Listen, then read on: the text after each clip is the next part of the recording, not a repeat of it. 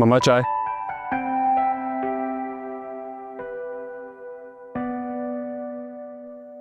आज तो मेरा बेटा बड़ा खुश नजर आ रहा है, माशाल्लाह, अल्लाह नजर बद से बचाए। जी मामा, बहुत खुश हूँ मैं। अपनी मम्मा को अपनी खुशी की वजह नहीं बताओगे? रानी ने रिदा को उसका फोन वापस कर दिया। रात को मेरी बात हुई है उससे। अच्छा, लेकिन रिदा को फोन वापस करने के पीछे जरूर रानी का कोई मकसद होगा।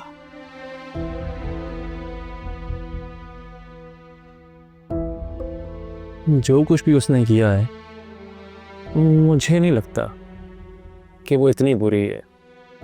तुम अपनी माँ की जजमेंट पे शक कर रहे हो? मॉल में तुमने उस लड़की का असली रूप देखा नहीं था? बहुत शातिर है वो। उसने रिदा को मोबाइल वापस कर दिया, इसके पीछे जरूर उसकी कोई ना कोई प्लानिंग होगी। तुम समझ ही नहीं रहे हो। मामा, मैंने आप ही के मशवरे से ज़ारून से बात की थी। अब जब अल्लाह ने हमारी सुन ली है तो हम क्यों शक करें किसी पे? इसी बहाने मेरी उससे बात तो हो जाएगी। तो बेटा, मैं कब मना कर रही हूँ कि तुम रिदा से बात ना करो या रिदा से ना मिलो, लेकिन रानी जो है ना,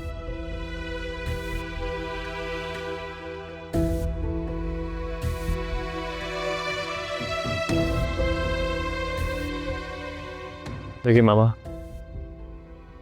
एक बात आपको अच्छे से अंडरस्टैंड करनी होगी। हम रानी को बाईपास नहीं कर सकते। आप ये मत भूलिए कि रिता रानी के घर में रहती है। हमें रानी को कॉन्फिडेंस में रखना होगा। मैं नहीं चाहता कि वो गुस्सा हो जाए हमारे किसी भी एक्ट की वजह से।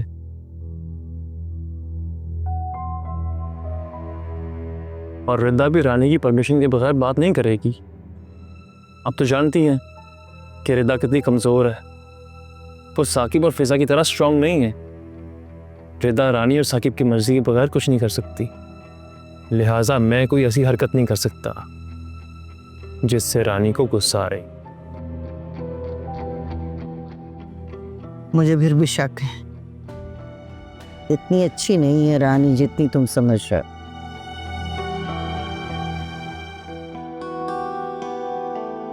चाय कैसी बनी है? चाय तो बड़ी अच्छी बनाई है तुमने। फल्ला, ये अभी भी रानी भाभी के साथ बैठी हुई है। ये औरत रिता का दिमाग खराब कर देगी। पता नहीं अब अपने किस मकसद के लिए वो इसको साथ लेके बैठी हुई है। रुको, क्या कह रही थी भाभी तुमसे? वो मुझे कह रही थी कि तुम लोग अपने रूम में शिफ्ट हो जाओ। क्यों? अब ये आसान हमारे ऊपर क्यों? कुछ तो चल रहा है उनके शैतानी दिमाग में। फिजा, तुम्हारी नेगेटिव बातें ना कभी ख़त्म नहीं हो सकती। क्या हो गया तुम्हें रिदा? होश करो। मैं होश में हूँ फिजा, तुम होश में नहीं हो। मुझे पागल समझती हो तुम? मेरे पास भी अपना दिमाग है, मैं अच्छा बुरा समझ सकती हूँ। मैंने कब कहा है कि तुम पागल या बेवकूफ़ हो? तुम तो बहुत समझदार हो, बल्कि पूरी फैमिली कहती है कि तुम मुझसे भी ज़्यादा समझदार हो। मैं तो ये कह रही हूँ कि तुम इस मामले में रानी भाभी पे ट्रस्ट मत करो। ना जाने वो रम भाई को लेके अब कौन सा नया प्लान बना रही है। ऐसा कुछ नहीं है फिजा। उन्होंने अभी तक अरहम की बात साकिब भाई को नहीं बताई, क्योंकि साकिब भाई का क्या रिएक्शन होगा वो तुम भी जानती हो और मैं भी। श्वेता, ये बात कब तक साकिब भाई से छुपने वाली है? एक ना एक दिन तो उनके सामने आनी है ना। लेकिन फिर रानी भाभी उसे अपने रंग में उनके सामने लाएंगी। सोच लो हमारा क्या होगा। फिजा, तुम्हारा दिल ना रानी भाभी के लिए कभी साफ नहीं हो सकता। दिल साफ है मेरा, पर मेरा दिमाग भी खुला हुआ है, तुम्हारी तरह बंद नहीं है।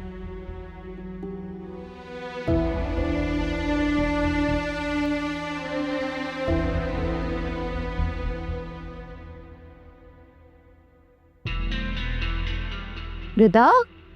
जी भाभी।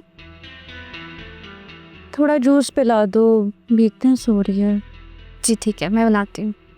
अच्छा सुनो, इतना बैठो ना।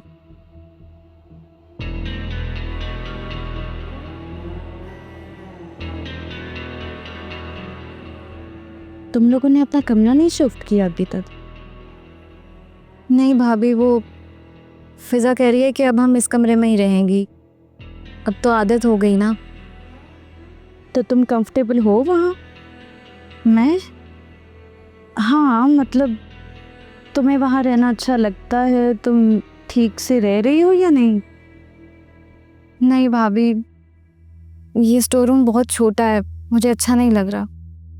तो इसीलिए तो मैं कह रही हूँ तुम अपना कमरा शिफ्ट कर लो। छोड़ो फिजा को, उसका दिमाग खराब है। लेकिन भाभी फिजा मना कर रही है ना।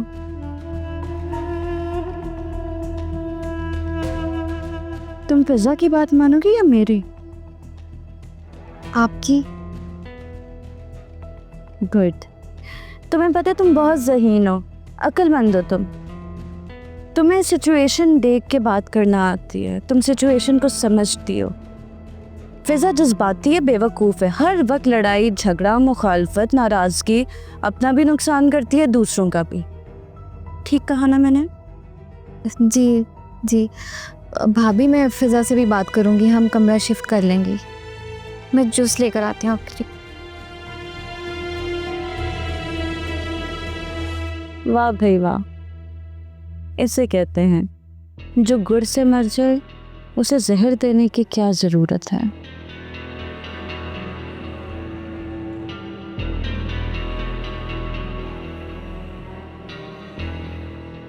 लगता है बाबा ने ज़ारून को अच्छे से समझा दिया, उतर गया उसके सर से मोहब्बत का भूत, इसीलिए कोई हलचल नहीं की। शाबाश रानी, क्या दिमाग चलता है तुम्हारा।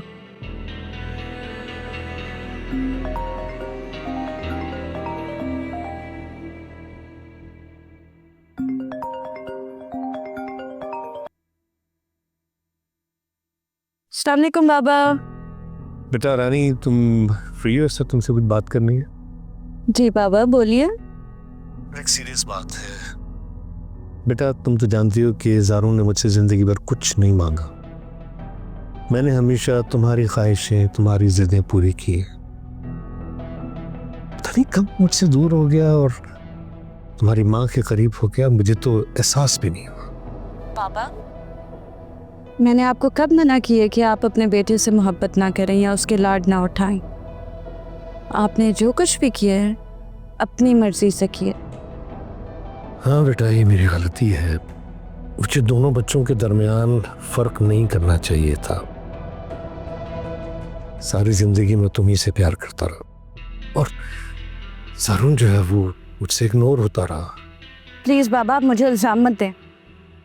आपने ये सब मेरी मोहब्बत में नहीं बल्कि मॉम को तंग करने के लिए और उन्हें तड़पाने के लिए किया, क्योंकि मॉम अपने बेटे को अपनी ताकत समझती थी और आपको यूँ लगता था कि मॉम का ताकतवर होना आपको कमज़ोर कर देगा, राइट? रानी, ये तरीका होता है कि अपने बाप से बात करने का? ठीक है, माजी में जो मैं गलतियां कर चुका हूं अब वो नहीं करूंगा ना। ज़ारून ने जिंदगी में पहली बार मुझसे कुछ मांगा है और अब मैं उसे वो दूंगा। क्या क्या मांगे उसने? फिजा का साथ। वो पागल तो नहीं हो गया?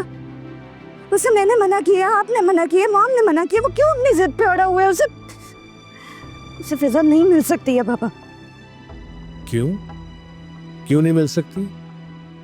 अरे ऐसे होनहार रिश्तों के लिए तो माएं दुआएं करती हैं। और वैसे भी क्या कमी है मेरे बेटे में?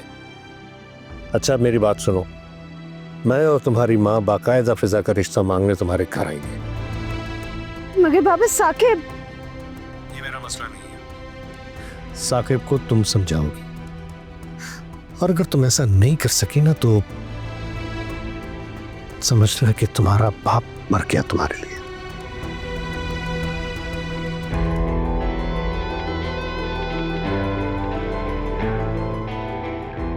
आज ज़ारून के लिए पापा के दिल में अचानक मोहब्बत उबल पड़ी।